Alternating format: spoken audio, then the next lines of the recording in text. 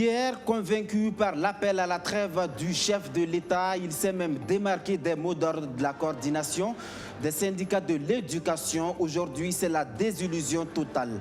Chez le syndicat national des encadreurs du primaire, le SNEP exprime sa déception 6 mois après l'adoption du statut valorisant.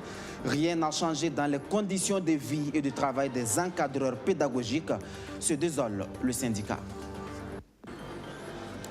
Corruption et raquettes sur les routes, surcharge extrême des camions de transport de marchandises, l'inapplication de la loi portant gestion de fret. L'UCRB n'en peut plus. L'Union des chauffeurs routiers du Burkina appelle le gouvernement à se pencher sérieusement sur ces phénomènes qui entravent le bon fonctionnement du secteur des transports. Accident ou bavure de la gendarmerie 3 mois après la mort du jeune Roméo Lionel Lakaboui. Mystère et boule de gomme, les circonstances du décès du jeune de 23 ans qui a trouvé la mort par balle ne sont toujours pas élucidées. Ce soir, BF1 vous propose le témoignage exclusif de la famille meurtrie le 6 juin 2020. Voilà pour le sommaire. Bonsoir, mesdames et messieurs. Merci d'opter pour ce 19h30. Ce sont des phénomènes qui ont la peau dure sur les axes routiers en dépit des lois qui les répriment. Les tracasseries routières, les surcharges extrêmes des camions de transport de marchandises et la mauvaise gestion du fret lassent de voir la situation stagner. L'UCRB pointe du doigt le gouvernement. L'Union des chauffeurs routiers du Burkina invite l'exécutif à se pencher sérieusement sur ces fléaux. Arsène Konditamdi. L'Union des chauffeurs routiers du Burkina interpelle le gouvernement sur des points potentiellement conflictuels pour l'ensemble des acteurs du transport. L'UCRB attire l'attention de l'exécutif sur la multiplicité des postes de contrôle, une situation qui favorise le racket des véhicules en transit. Des sommes allant de 1 000 à 5 000 francs par poste de contrôle sont réclamées afin de faciliter leur passage pour les véhicules en transit. Un véhicule de transport de personnes débourse environ 150 000 à 250 000 francs comme frais pour traverser le Burkina. La corruption et les raquettes systématiques ont gangréné nos axes routiers. À ce niveau, nous sollicitons une mise en application diligente des conclusions de la Commission afin de redorer l'image du Burkina Faso. L'UCRB s'insurge également contre l'extrême surcharge des véhicules, une pratique qui met non seulement en danger la vie des conducteurs, mais qui contribue aussi à la dégradation accélérée des routes du Burkina Faso. C'est un secret de polichinelle que de dire que les véhicules rentrent au Burkina Faso en respectant les normes de chargement. Nous les voyons chaque jour le long de nos axes routiers et dans nos villes. Ces véhicules à l'importation quittent les plateformes portières, surchargées et empruntant nos axes routiers au vu des forces chargées de contrôle de la surcharge. L'UCRB s'injure aujourd'hui contre ces pratiques parce qu'elles mettent en péril la vie des conducteurs que nous sommes et des usagers que vous êtes. Et détruire notre patrimoine routier et favoriser la fraude sous toutes ses formes. En 2018, les chauffeurs avaient demandé au gouvernement une refonte du système de gestion du fret. En février dernier, ils obtiennent l'adoption d'un décret, mais son application se fait toujours attendre. Conséquence, les mêmes difficultés persistent. Les intermédiaires communément appelés corsaires se sont emparés du fret au niveau des ports et font la part belle aux camions étrangers moyennant des commissions allant de 100 000 à 200 000. Les camions burkinabés sont chargés à un coût inférieur aux camions étrangers et j'en veux pour preuve que les camions burkinabés sont chargés à 35 000 francs la tonne et les camions togolais à 40 000 francs la tonne au port de Lomé pour la destination de Ouagadougou. Cette situation contraint les camions burkinabés à séjourner pendant près de 2 mois à la recherche du fret. Si l'interpellation n'est pas prise en compte, l'Union des chauffeurs routiers du Burkina menace de prendre ses responsabilités, sans toutefois préciser en quoi cela va consister. Lui aussi menace de prendre ses responsabilités si rien n'est fait par le gouvernement. Le syndicat national des encadreurs pédagogiques du primaire s'adresse au président du Faso à travers une lettre ouverte à quelques semaines de la rentrée des classes. Le SNEP attire l'attention du chef de l'État sur certaines préoccupations des travailleurs de l'éducation. notamment la correction des avancements et bonifications d'échelons avec indice financier, une interpellation sur fond de déception pour ce syndicat qui avait pourtant accueilli favorablement l'appel lancé par le chef de l'État, Roch-Marc Christian Kaboré. Une posture qui lui a même valu le sobriquet de syndicat vendu. Archimède Boy. Il fait partie des organisations syndicales traitées de vendus à la solde du pouvoir en place, parce qu'il s'était démarqué du mot d'ordre de boycott des activités scolaires lancées par la coordination nationale des syndicats de l'éducation en début de cette année. Ce vendredi, le syndicat national des encadreurs pédagogiques SNEP rompt le silence et se défend. De toutes les façons, on va se voir sur le terrain cette année. Nous ne sommes pas des syndicats vendus. De toutes les façons, un syndicat n'est pas là pour se vendre. Voilà, nous sommes les représentants des travailleurs. Ceux qui nous ont élus à la tête de ces structures nous font toujours confiance. Et ceux qui nous ont fléchés, ce ne sont pas nos militants. Avec 15 autres organisations syndicales réunies au sein du G16, le SNEP dit avoir répondu à l'appel du président du Faso. Un appel à mettre fin au mouvement d'humeur en vue de participer à l'élan patriotique de lutte contre la Covid-19. Aujourd'hui, le SNEP assume sa décision et se félicite d'avoir contribué à l'achèvement de l'année académique. Et aujourd'hui, nous ne regrettons pas de l'avoir fait parce que ça a permis de sauver l'année scolaire, ça a permis d'organiser des examens pour les enfants et ça a permis à la nation de ne pas avoir à recommencer des dépenses pour une année scolaire de perdue. Mais Pierre Zangré regrette que leur combat ne soit pas compris des autres organisations sœurs. Chaque structure a sa vision, chaque structure a sa façon de voir, de combattre, et chaque structure a ses armes de combat. Voilà. Ce qu'il faut se dire au Burkina ici, c'est qu'il ne faut pas forcément vouloir que l'autre fasse exactement comme ce que nous faisons. C'est ça qui est dommage, et sur le plan syndical, et sur le plan politique, et sur le plan social, et c'est ça qui fait que les choses sont un peu difficiles à gérer. Mais l'arbre ne doit pas cacher la forêt, affirme le secrétaire général du SNEP. C'est pourquoi il demande, à travers une lettre ouverte, au président du Faso, un sursaut patriotique pour améliorer les conditions de vie et de travail des enseignants.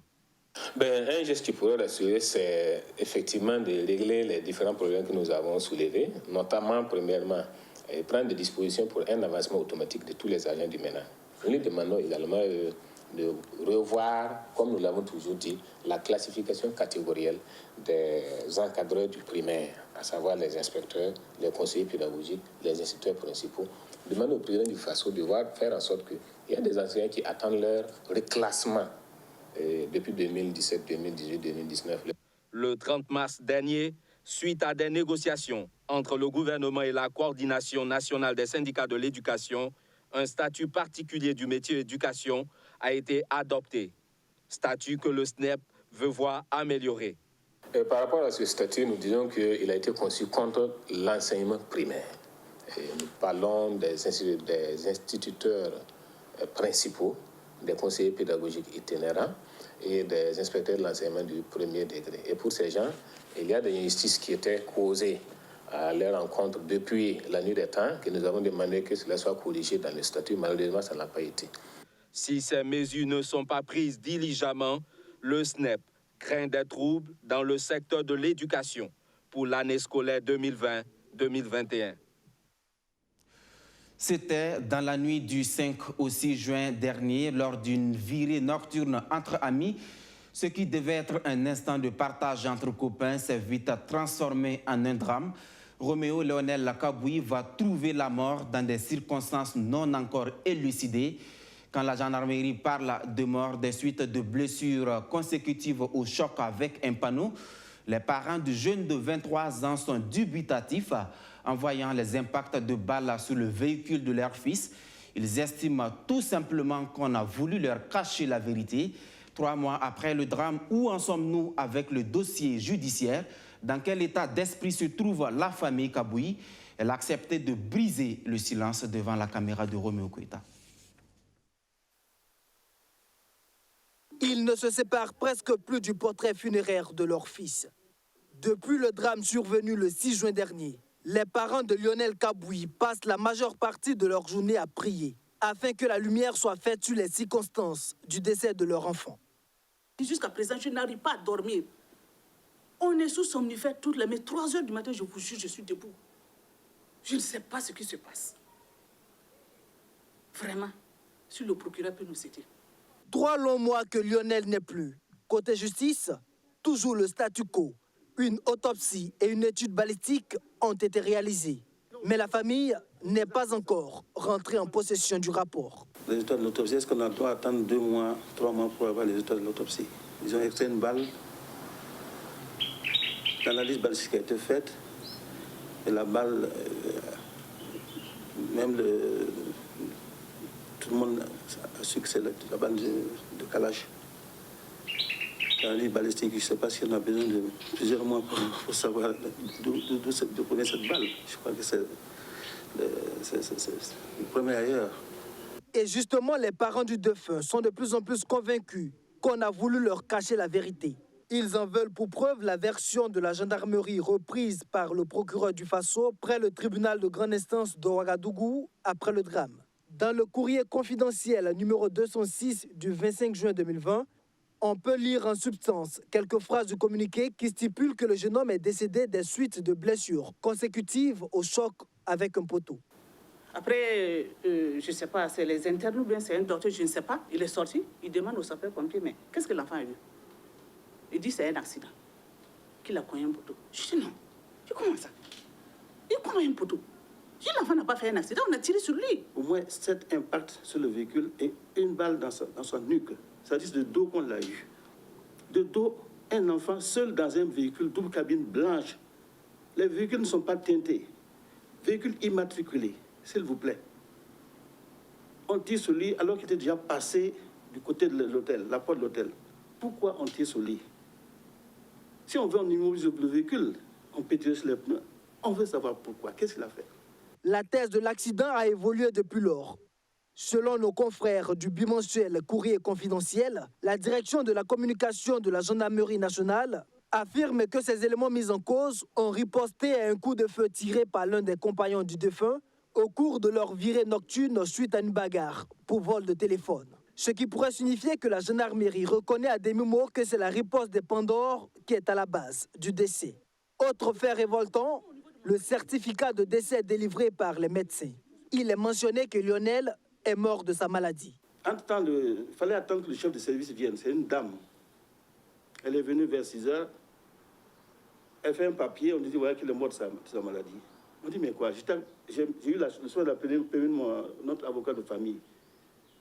Donc ensemble, on a vu la dame, elle tend un papier qu'il est mort de sa maladie. On dit comment ça? Et non, il est mort avant d'arriver, donc elle ne peut pas dire de quoi il est mort. On dit ça devient grave. Il y a un de mes cousins qui dit, mais et ces ordonnances-là, les produits qu'on a achetés, ça sert à quoi? Bon, donc ça a failli tourner mal. Bon. On s'est calmé. J'ai dit à mon avocat, j'ai dit, appelle le procureur, parce que ça ne va pas. En tant que je dis aux infirmiers là, est-ce que vous avez examiné la tête de l'enfant? Vous avez regardé la tête de l'enfant? Ils sont retournés. C'est là qu'ils reviennent me dire, non, effectivement, il a reçu une balle dans la tête. Je ne comprends pas. Sous réserve des conclusions de l'enquête en cours, les parents de ce jeune de 23 ans, tombé à la fleur de l'âge, sont convaincus qu'il s'agit d'une bavure. Ils auraient pu pardonner au bourreau s'il y avait eu repentance, disent-ils, mais jusque-là, personne n'est venu, même pas une autorité, déplore le couple Kabuyi. Ce 6 septembre, cela fera exactement 3 mois que leur fils a été brutalement arraché à leur affection. Depuis lors, la procédure judiciaire n'aurait pas véritablement avancé. Pendant ce temps, ils continuent de ruminer leur douleur en silence. Cette question, comment reconstruire la confiance entre jeunes et gouvernants? Le projet GERPA dispose d'une trouvaille, le projet Jeunesse engagée et responsable pour une participation démocratique effective met l'accent sur la citoyenneté. 50 jeunes ont été formés sur le concept afin de renforcer leur participation citoyenne. Solange Kabouré, Alexis Belemnaba. Renforcer la participation citoyenne des jeunes par leurs pairs et reconstruire la confiance entre jeunes et gouvernants, c'est sous ce thème que se tient cet atelier de formation des jeunes pairs éducateurs en décentralisation et participation citoyenne initié par le projet Jeunesse engagée et responsable pour une participation démocratique effective au Burkina Faso. L'un des objectifs de cette formation est d'outiller les jeunes en matière de décentralisation, de civisme et de participation citoyenne afin de les amener à connaître leurs droits et devoirs et à comprendre les enjeux de leur participation à l'élaboration, la mise en œuvre et le suivi des politiques publiques locales. Aujourd'hui, le constat est établi sur nos rues, dans nos écoles, dans nos marchés. On constate l'incivisme grandissant de la jeunesse. Également, au niveau des conseils municipaux de nos mairies, on constate qu'il n'y a pas de cadre d'échange et de dialogue, ou même si ces cadres existent, ça ne fonctionne pas, surtout avec la jeunesse. C'est pourquoi ce projet Jeunesse engagée et responsable pour une participation citoyenne a vu le jour. Et dans le cadre de ce projet, l'objectif, c'est de promouvoir la participation citoyenne des jeunes à travers d'autres jeunes et de créer un climat de confiance entre la jeunesse et les gouvernants. Cette session de formation regroupe 50 pères éducateurs des arrondissements 3, 6 et 12 de la commune de Ouagadougou. Des jeunes formés qui seront des relais auprès de la population en général et de la jeunesse en particulier. Cette formation vient répondre aux besoins de la jeunesse. Ça va nous permettre de mieux nous donner et aux instances des régions, des communes, pour participer plus à l'épanouissement des jeunes et à la participation des jeunes dans la citoyenneté. À l'issue de cette formation, et en tout cas je suis content de la formation, on a envie aussi de savoir comment ça fonctionne. Par exemple, au niveau de la mairie, comment fonctionnent ce genre de choses. Et nous aussi, les jeunes, à être des jeunes responsables et engagés. Parce que nous avons vu l'incivisme croissant qui est effectué par nous-mêmes, la jeunesse. Donc, à partir d'aujourd'hui, je crois que je serai maintenant un jeune responsable et engagé. Financé par l'Union européenne en partenariat avec l'ONG Terre des Hommes, Italie, le projet compte s'étendre dans d'autres communes du Burkina Faso, notamment à Koudougou, Manga et Gogo, afin de promouvoir la citoyenneté de la jeunesse burkinabé. Participation citoyenne des jeunes pour contribuer à renforcer la démocratie. Participation effective également de la jeune féminine pour l'enracinement démocratique. C'est l'objectif qui sous-tend l'adoption de la loi portant fixation de quotas et modalités de positionnement des candidats aux élections municipales et législatives. Le texte adopté en 2009 a pu modifier en janvier 2020 fait l'objet d'une vulgarisation après l'étape de la région du Centre-Nord. Ce sont les acteurs de la région du Centre qui s'approprient la loi. Madina Sionou. La participation de la femme à la vie politique du Burkina Faso reste faible. Les résultats aux élections législatives et municipales de 2015 et 2016 le démontrent amplement. Sur 127 sièges à l'Assemblée nationale, par exemple, seulement 13 sont occupés par des femmes, soit un taux de 10,23%. Pour les concernés, malgré leur volonté, des difficultés d'ordre social viennent les freiner dans leur élan. Dans les foyers aussi, nous avons beaucoup de problèmes avec nos maris. Bon, peut-être on peut te dire, madame, on va te positionner en tête de liste, rentrer à la maison, voilà, le mari peut dire non, je ne suis pas d'accord. Si tu acceptes, prends la tête, tu quittes la maison, soit on se laisse. C'est un peu difficile avec nous les femmes. Pour corriger ces inégalités, une nouvelle loi portant fixation de quotas et modalités de positionnement des candidats aux élections législatives et municipales a été votée en janvier 2020. Au cours de cette rencontre qui se tient à Ouagadougou, les acteurs politiques seront outillés sur la loi en question en vue d'une meilleure représentativité des femmes aux élections de novembre prochain. Nous avons fait le constat que depuis les élections, il y a quelques années, nous n'avons pas pu atteindre 15% de positionnement des femmes sur les listes électorales, donc qu'ils soient élus, que ce soit au niveau de l'Assemblée nationale, en tant que député, ou que cela soit au niveau des conseils municipaux. Donc quand nous avons fait ce constat, les statistiques sont très maigres. Donc nous allons donc de 10, on remonte à 12, et la plupart du temps on est peut-être à 12,68%, mais on n'a même pas encore atteint ni 13 ni 14, n'en parlons pas de 15, n'en parlons pas de 50%. Donc nous pensons que il y a une régression même qui est constatée donc, sur le positionnement et sur l'élection des femmes sur les listes électorales. Il était devenu nécessaire donc, que nous puissions travailler à remonter la pente. C'est la raison pour laquelle cette loi a été adoptée. Je voudrais juste rappeler que Le mandat du PNUD, c'est de soutenir le pays dans leur marche vers le développement humain. Un développement qui donne aux femmes et aux hommes les mêmes choix d'opportunités.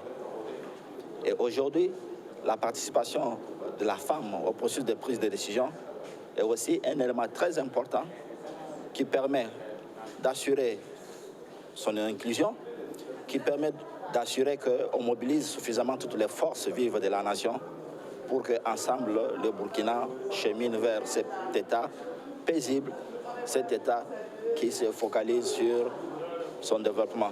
Après Kaya et Ouagadougou, ce sera au tour des acteurs politiques des villes de Bobo-Dioulasso, Koudougou et Tenkodogo d'être formés sur la loi sur le quota genre. Ces différentes rencontres se tiennent grâce à l'appui du PNUD, le programme des Nations Unies pour le développement. La transparence est exigée dans la mise en œuvre des engagements pris par chaque pays dans le cadre des accords de Paris sur le climat. Chaque pays signataire doit disposer des mécanismes et des outils qui lui permettent d'évaluer et de transmettre ses actions initiées en matière de réduction et d'atténuation. Des initiatives sont élaborées pour permettre à un certain nombre de pays de disposer du dispositif nécessaire. Le Burkina Faso a reçu son financement et vient de lancer hier le projet de renforcement des capacités pour la transparence en matière d'adaptation et d'atténuation. Rémi Lambert-Nébier. Chaque pays ayant ratifié la Convention cadre des Nations Unies sur les changements climatiques a l'obligation de rendre compte des actions entreprises en matière d'adaptation et d'atténuation. Pour permettre aux pays en développement de remplir ce critère de traçabilité, l'accord de Paris a élaboré l'initiative de renforcement des capacités pour la transparence. Ayant obtenu environ 675 millions de francs CFA du Fonds pour l'environnement mondial, le Burkina Faso s'engage dans le renforcement des capacités des différents acteurs impliqués au niveau national. L'initiative devrait contribuer au renforcement des mécanismes institutionnels pour la transparence en matière de climat, afin de soutenir la stratégie à long terme sur la gouvernance de la transparence climatique et permettre à notre pays de suivre les progrès réalisés dans la mise en œuvre de sa contribution déterminée au niveau national, y compris les investissements publics et privés. En un mot, l'initiative devrait permettre au Burkina Faso de parvenir à élaborer régulièrement ses communications nationales sur les changements climatiques afin de répondre vis-à-vis de ses engagements auprès de la Convention cadre des Nations Unies sur les changements climatiques. Lancé ce 3 septembre, ce projet de renforcement des capacités pour la transparence en matière d'adaptation et d'atténuation sera mis en œuvre au Burkina Faso en 3 ans et à travers 2 composantes. Une première composante qui est de travailler à mettre en place un arrangement institutionnel pour soutenir ces questions de transparence en matière d'adaptation et d'atténuation dans notre pays. Et la deuxième composante, c'est de voir comment nous allons également mettre en place un dispositif de suivi de cette transparence-là, mais également de capitalisation des actions en matière d'adaptation et d'atténuation dans notre pays. Conformément aux accords de Paris sur le climat, le Burkina Faso s'est engagé à réduire ses émissions de gaz à effet de serre de 18,2% à l'horizon 2030. Un effort que le pays compte accroître par la révision de son document d'engagement. Il est l'un de ceux qui font flotter très haut le drapeau burkinabé à l'international. Champion d'Afrique du triple saut, médaillé de bronze au championnat du monde d'athlétisme et détenteur du record d'Afrique en salle du triple saut, Hugues Fabrice Zango impressionne par ses performances. Récemment, il a sorti une performance XXL en Hongrie avec un saut de 17,43 mètres. La meilleure performance mondiale de l'été. Mais qui est réellement Fabrice Zango?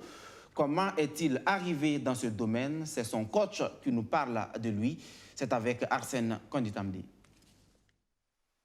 Rien ne le prédestinait à être le triple sauteur redoutable qu'il est aujourd'hui. Sa détection relève presque du hasard. Hugues Fabrice Zango est repéré au détour d'une compétition scolaire, au cours de laquelle les performances de cet amateur laissent tout le monde bouche bée. C'est à la limite un miracle. Un miracle parce que voilà un jeune D'abord, parlant de sa détection, c'est le fait du hasard. Lors d'une compétition UCBF, il a été détecté.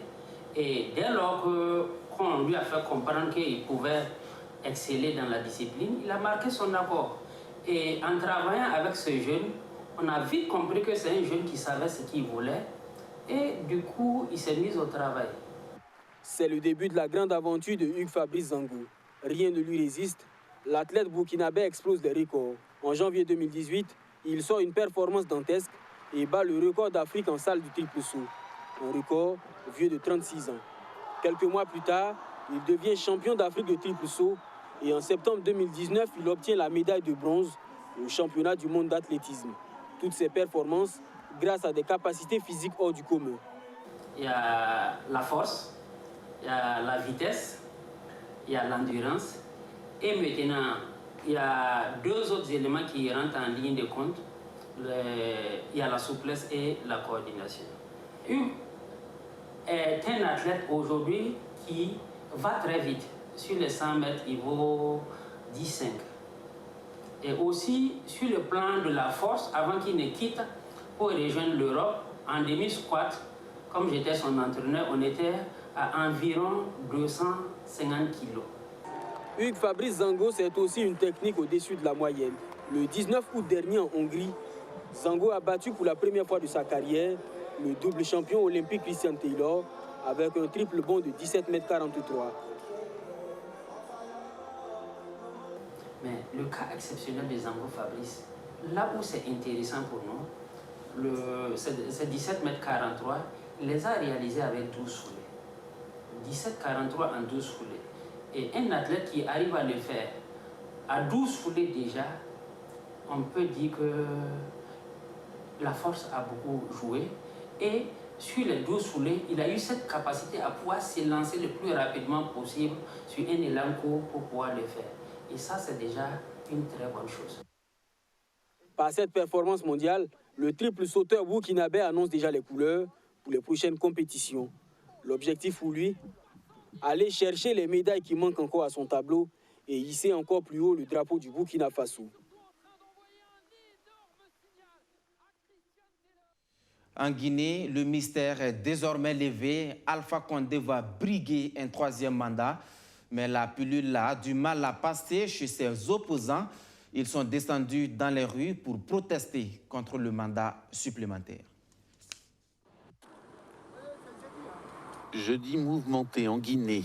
Des affrontements ont éclaté tout au long de la journée entre les forces de l'ordre et des manifestants anti-Condé, essentiellement des jeunes descendus dans les rues de Conakry pour protester contre l'annonce de la candidature d'Alpha Condé, un troisième mandat présidentiel.